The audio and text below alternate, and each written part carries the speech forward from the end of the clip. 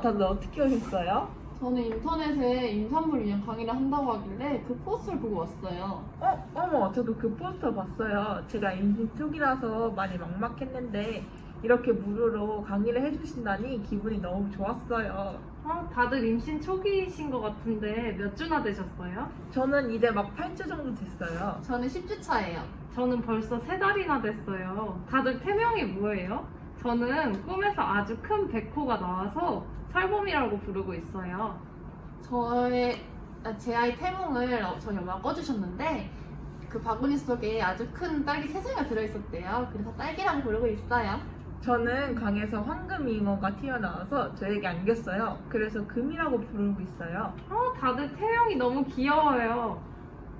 강사님 오셨어요. 저희 집중해서 강의 들어요. 네.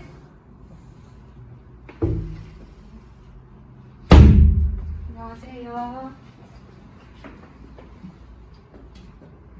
자, 오늘 이렇게 제 강의에 와주셔서 감사합니다.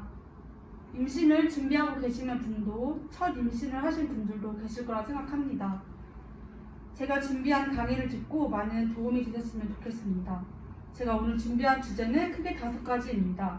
첫 번째, 임산부에게 자주 일어나는 구강질환 및 대처법. 두 번째, 임산부에게 제한되는 치과 치료와 약품. 세 번째, 치과 치료 시 주의사항. 네 번째, 구강관리법 및 칫솔 치약 선택법. 다섯 번째, 임산부를 위한 식이 조절 방법입니다.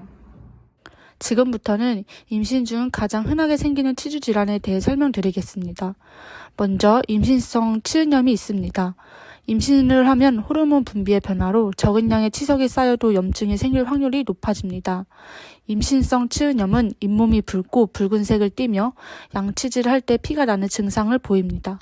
보통 시기는 임신 2-3개월에 시작해 말기까지 계속될 수 있습니다. 다음은 육아종입니다. 치아 사이의 잇몸이 버섯 모양 또는 둥그런 덩어리 모양으로 부푸는데 암적색의 큰 부종입니다. 이것은 일반적으로 거무스레한 빨간색을 띠고 부드럽고 반짝이는 면을 가집니다. 대개 임신 3개월에 생겨 시간이 지나며 감소하지만 완전히 없어지지는 않습니다. 자극에 의한 출혈이 심하고 재발성이 매우 강합니다. 만약 부어오른 조직이 음식을 씹는 것을 방해할 정도로 심하면 치과 진료를 받아야 합니다. 다음은 충치로 많이들 익숙한 치아 의식증인데요. 구강에서 발생하는 대표적인 질환이기도 하고요. 임신 2개월부터 4개월까지는 입덧을 하는 임산부들이 많고 이때에는 양치질, 특히 어금니 닦기가 힘들어져 충치가 자주 발생합니다. 탄수화물을 세균이 분해하면서 나오는 산에 의해 진행되는 충치는 특히 이것을 유발하는 세균으로 알려진 뮤탄스균이 수직 감염을 일으키는 것으로 보고되고 있습니다. 즉, 엄마의 충치균이 아기에게로 옮겨지는 것으로 임산부뿐만 아니라 아기를 위해서라도 임신 전에 미리 충치를 받는 것을 권장합니다. 예방법으로는 냄새가 강한 치약의 사용을 피하거나 조금 작은 칫솔로 바꾸어서 얼굴을 앞으로 기울여 앞으로 긁어내주듯 닦아주면 구역질 없이 양치질을 할 수 있습니다. 다음으로 설명해드릴 것은 제한되는 치과 치료입니다. 임신 초기에는 누구나 알고 있는 것처럼 조심 또 조심해야 하는 시기예요. 그렇기 때문에 구강위생교육, 스케일링, 치태 조절 정도는 가능하지만 급하지 않은 치료는 피하는 것이 좋고 응급적인 치료만 받는 것이 좋습니다. 여러분, 임산부 치과 치료 시 이렇게 많은 약물이 제한된다는 거 알고 계셨나요? 아니요, 몰랐어요. 테트라사이클린, 코카인, 알코올 등 또한 진통 사용제는 아세트아미노펜을 먼저 투여하는 것을 원칙으로 하고 NSALS의 투여는 임신 3기에는 피하는 것이 좋습니다. 항생제는 페나실린이나 세팔로스포린을 투여하면 안전합니다. 치과 치료 시 주의사항에 대해 말씀드리겠습니다. 임신 초기의 치과 치료는 약물이나 스트레스로 태아에게 좋지 않은 영향을 줄 수 있어 치료에 제한이 많이 걸려 있습니다. 또한 임신 후기에도 체형의 변화, 출산 후의 수유 및 양육으로 인해 1년 정도는 치과 치료가 어려워지고 치과 치료 자세 특성상 복부 압박이 있을 수 있습니다. 그래서 임신 중에 구강병 치료를 해야 할 경우에는 임산부가 비교적 안정된 12주에서 27주, 즉 4개월에서 7개월 경에 치료하는 것이 좋습니다. 그렇다면 치과 치료를 받을 때 치과 의자에 앉게 됩니다. 치과 진료를 할 때 앉는 의자 아시죠? 그걸 유니트 체어라고 하는데요. 임산부는 치과 진료 중 복부 압박 및 완전히 누운 자세는 위험하여 경사 자세로 앉아야 합니다. 경사 자세란 아래 치아에 씹는 면이 바닥과 수평이 되도록 하며 등받이를 바닥과 45도 정도로 조절합니다. 이렇게 의자를 45도로만 젖힌 상태에서 치료를 받으시면 됩니다. 이번에는 구강관리 방법에 대해 설명해 드릴게요. 임산부의 잇몸은 에스트로겐과 프로게스테론과 같은 호르몬의 영향으로 잇몸이 약해져 조금만 자극이 전해져도 쉽게 붓고 심한 자극이 아닌 양치질 같은 작은 자극이 전달되어도 붓고 피가 나기도 합니다. 그러므로 부드러운 칫솔모를 사용하여 잇몸에 자극이 덜 가도록 꼼꼼하게 양치질 해주어야 하는데요. 만약 잇몸이 부어있다면 칫솔모를 사용하여 잇몸이 진동을 주는 잇몸 마사지를 동반한 양치법인 변형 바스법으로 양치질하는 것이 좋습니다. 평소 양치질 시 치실과 치간 칫솔을 이용하여 집에서 구강관리를 해주는 것도 중요합니다. 하지만 집에서 구강관리하는 것은 한계가 있기 때문에 정기적인 치과 검진을 통해서 치아 건강을 확인해주고 주기적으로 스케일링 실시한다면 임신성 치은염과 같은 많은 질환 예방을 할 수 있을 겁니다.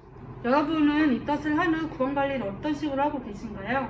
저는 가글로 입을 헹구는 편이에요. 저는 찝찝해서 바로 양치질을 해요. 이런 안 좋은 구강관리 습관을 가지시는 분들이 계시네요.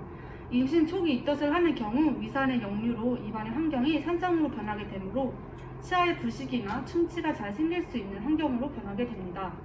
입덧 후 바로 양치질을 하면 치아가 손상될 수 있어서 물로만 헹궈낸 후 30분 후에 양치하는 것이 바람직한 방법입니다. 구강질환 예방을 위해 중요하게 관리하셔야 할 것이 바로 식이조절입니다. 치아 우식병은 치면세균막 안에 세균이 탄수화물을 분해하여 나오는 산에 의해 치아 표면이 탈해되는 것인데요. 그리하여 고도로 정제된 녹말, 설탕, 결합 제품은 치아 사이에서 잘 떨어지지 않고 계속적으로 산을 발생시킵니다. 따라서 탄수화물은 치아 우식병 발생에 필수적입니다. 탄수화물 섭취량을 하루 총 섭취 열량의 50%가 되도록 감소시켜주세요. 치아 우식증 발생에는 섭취량보다는 섭취 횟수가 더 큰 영향을 미칩니다. 그러니 하루 3회 정규 식사 외에 간식을 삼가주세요. 다음은 커피, 홍차, 콜라, 초콜릿 등의 카페인인데 커피는 카페인 성분이 함유되어 있어 임산부는 특히 조심해야 합니다. 과도한 카페인 섭취는 자궁으로 가는 혈류를 방해해 임신 초기에 유산을 높이는 원인이 되고요. 하루 권장량은 300mg 이하로 20주 이후에는 커피 전문점에서 파는 레귤러 커피 한 잔에서 3잔에 해당하는 양으로 하루에 1잔 정도는 안심하고 드셔도 됩니다. 그럼 오늘 수업 내용을 정리해 보겠습니다. 임산부는 비교적 안정된 시기인 12주에서 27주, 4개월에서 7개월경에 치과 치료를 받는 것이 좋습니다. 또한 치과 치료를 받을 땐 하악치아에 씹는 면이 바닥과 수평이 되도록 하며 등받이를 바닥과 45도 정도로 조절한 경사 자세로 앉아야 합니다. 다음으로 임산부는 호르몬과 몸의 변화로 잇몸이 자주 붓고 피가 나기도 합니다. 그러므로 부드러운 미세모 칫솔과 치은염 완화 성분이 들어간 치약을 사용하는 것이 좋습니다. 또한 치안 우식증 예방을 위해 저불소 치약을 사용하는 것도 좋습니다. 양치질만으로는 치아 사이를 완전히 깨끗하게 하기는 어려워서 치간 칫솔과 치실 사용을 권장해드리고요. 입덧을 하여 구토를 하는 경우 찝찝하다고 양치질을 바로 하면 치아가 더 손상될 수 있습니다.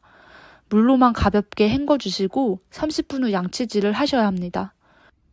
자, 어떠셨나요? 임신 중 구강관리가 막막하였는데 많은 도움이 되었어요. 치과를 갔을 때 주의해야 할 점이 뭔지 확실히 알게 됐어요. 입덧을 하면 바로 이를 닦으면 안 된다는 걸 몰랐는데 알려주셔서 감사합니다.